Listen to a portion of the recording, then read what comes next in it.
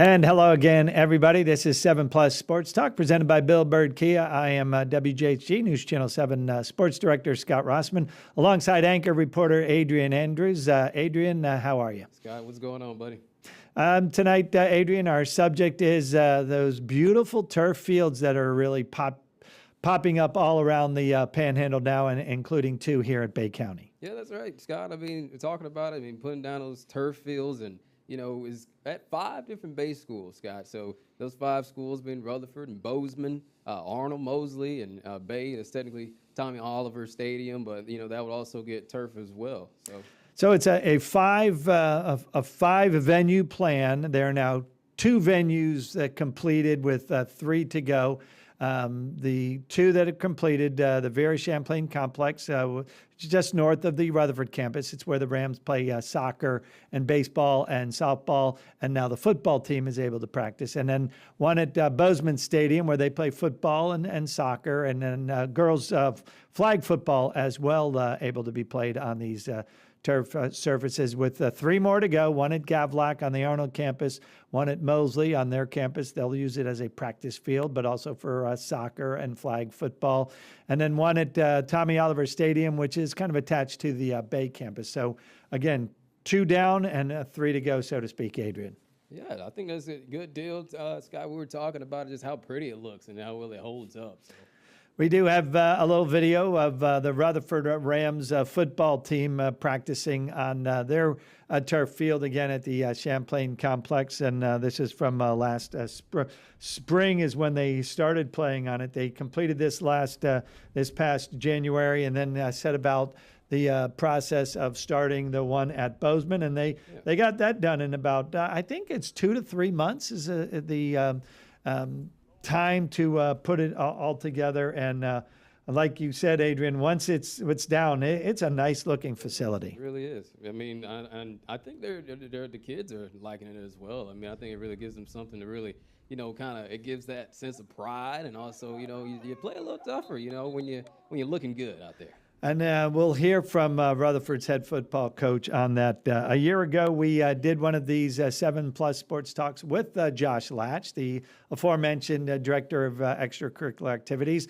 And he told us about this 5-point plan, told us that these fields, what they were going to cost, and how they were going to go about starting one at Champlain and then to Bozeman. And in no particular order, again, Arnold, Bay, and Mosley still to come. But we figured let's get together with Coach Josh Latch. He was a basketball coach as well, so I call him Coach Latch.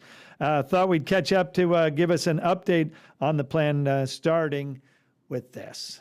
Our district facilities department and our department have been working together to come up with a plan for our athletic facilities to enhance them. And our first initiative, what we've been doing is we've been turfing our rectangles. So our football fields now, and soccer fields, and now flag football fields. We have a lot of action on those. So we have finished up Vera Champlain over by Rutherford High School earlier this year. As of yesterday, we had just finished Bozeman Stadium near Bozeman High School, and now those guys are now out there practicing full force on the turf, and it'll be ready for opening kick here in a couple weeks. So again, phases 1 and 2 completed. Phases 3, 4, and 5 still to come, Adrian. Good deal. I mean, so these fields costing a hefty penny, Scott. I mean, $900,000 to $1 million. I mean, so definitely nothing to just sort of bat an eye at. But these fields save the district in a number of ways. I mean, for example, maintenance and the ability to play different sports. So you got that multi-purpose, feel to it. So pretty good stuff. And here's Josh talking a little bit about that. The biggest thing that our district was interested in was the availability of the facilities. We've spent a lot of resources and we've shut down a lot of facilities that athletes weren't able to play on due to periods of having to revitalize the grass, or having to spray chemicals or do repairs on the playing surface. So this is a chance to give our student athletes an opportunity to play on a consistent playing surface year-round. As of like today and yesterday, where it's been raining a lot and lightning in the area and everything, it gives our student athletes a chance to go in, seek shelter, And then in the next 2 to 3 minutes, they're back out on the field ready to play without having any concern of or issues with damaging the playing surface. So at Rutherford, we've seen a lot of success over there, and I'm sure we'll be seeing some success up at Bozeman and then future facilities down the road. For us, it's benefited us because obviously with the state of public school budgets, and the uncertainty there, we've actually been able to benefit a lot by providing a consistent playing surface and not really having to worry about pulling different workers off of different projects or certain areas around the district, and really be able to provide our student athletes a consistent playing surface that they can go out and play on without the struggles of staffing that we've had recently come into effect. Our stadium manager, Jeff Peterson, and his staff have done a phenomenal job upkeeping Vera Champlain, and obviously as we prepare to upkeep Bozeman, it really has made their jobs a lot less stressful, and they've been able to actually reallocate some of their attention to some other fields that have been kind of left behind, whether it be our middle school fields or baseball, softball fields. So they've kind of shifted their focus a little bit, and they've been able to maintain those fields in a more efficient manner. And it's been able to have a lot of wear and tear on it, which has been great, because now not just football practice, but you got to remember it's a place for band to go practice. And now we can just flip on the lights, and that field is being used after the 3 o'clock bell until the late night hours, because you can stack practices on top of each other. Whereas we've had a lot of issues with, well, band has to practice in the parking lot or on the backfield without any lights, or different things. And then we're displacing some sports teams where we can stagger practices and provide a lot of our programs an opportunity to practice on a quality surface.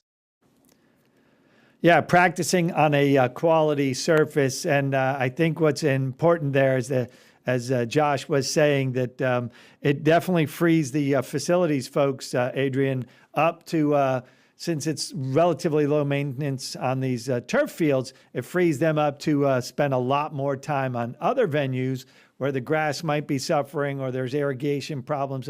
They can better maintain the non-turf facilities as well, because it frees them up, gives them a lot of time for that. Yeah, giving them a lot of time, but also just creating just a space for different organizations to get out there and utilize this here field. So it's always a good deal for that. And it's worth noting, when I did this Zoom call with Josh, that this was a few weeks before this is actually going to stream. It was the first week of the fall camps, and it had rained quite a bit the night before when I went out to Rutherford there. Thunder, lightning, a lot of rain from like 11 or 12 that night to about 4 or 5 in the morning. Ordinarily, that'd be a washout for a lot of the turf fields throughout the region. But there at Champlain, it was bone dry when Coach Floyd took his guys out to the ball field that morning. And as for the feedback from some of the coaches, well, I did speak with Coach Floyd that morning. He has some gripes, but overall, he is a fan of the new turf field. Man, I do like about it. It was this morning about 4 or 5. You can hear the beauty of the thunderstorms. You can hear the rain. You can hear the thunder and the lightning and things like that. But then when you come out here, you can't even tell that it was raining. So the field, it drains pretty well. So if it's something happened where the weather, that we can't control, it start pouring down, raining and everything. Once we get out here, it don't take about with this summer heat, a good 5-10 minutes to dry and make sure it's drained correctly. So that's one plus. But it looks good. When the guys get out here, they're a little bit faster. You don't have to worry about, the dirt and dust coming in the eyes. You got the pellets and everything, but that's a little bit different than the natural surface. But then again, it's hotter in the summertime, and you never know what's the good and the bad as far as the ankles, the knees, and the hips and everything. But we just, again, like I said, all the time, I'm grateful for, the district to be able to put this facility over here, because it's attracting, students. It's good for our JV games, our soccer games, and just having a place to be able to call our own, and just it looks nice, and you want to keep taking care of it. So we're really excited about it. The guys are really up. When they say turf, a lot of them haven't seen it before. So when these young guys see the turf, it's just like, oh man, we got something special, and we do. So it might be something little to others, but it's a lot to us, and we're going to embrace it, and we're going to take care of our facility. Feedback has been great, and I think our biggest feedback has been the consistency of the turf, right? Because before that, it was up to the coach and the program to really monitor the quality of their playing surface. And our coaches go through a lot. They're teachers, right? And then they've got a full-time job coaching. And the last thing that we need them to do is worry about what fertilizer to mix in the tank. So that has been a load and a burden off of our coaches, and they're being able to allocate more time and effort into their actual job that we all enjoy, is the actual coaching part. So great feedback from them so far. And then as we continue to move down the road, I'm sure we'll get more. So yet another positive aspect to this, the coaches can just concentrate on coaches. They're not mowing the field. They're not worrying, as Josh said, they're not worrying about the mix of fertilizer, worry about, hey, killing the grass with a certain fertilizer mix, the wrong mix or whatever. They don't have to be agronomists. They can just be football coaches. That's pretty cool. It is. It is. I mean, but Scott, I mean, 3 more of those rectangular fields to go.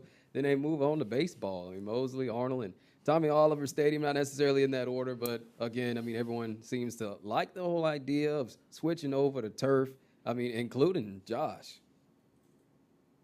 I'm pleased. You know, I feel like watching our athletes in practice, and again, this is all new. So we're kind of in our learning stages too of what works, what doesn't. Seeing how it's benefited our stadium manager and his employees of how to maintain, conditions of the field, and really allow us to do more for other natural grass facilities that we have, because we're not doing away with all natural grass facilities. It's just a resource we're able to provide for our students, and then we're able to benefit our employees by able to allocate work somewhere else, where at the end of the day we're providing quality services for student athletes. Because again, we have a great stadium manager in Jeff Peterson, and Brandon Moore, the assistant stadium manager. They're phenomenal in what they do.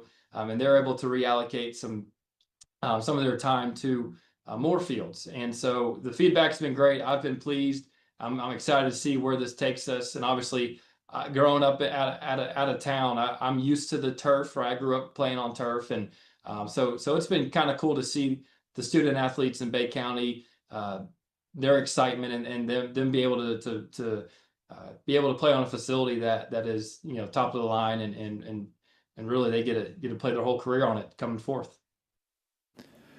Yeah, that's something to think about. Young people could, if you're a freshman in high school now, you could end up playing your entire high school career as a football player or a soccer player on a turf field.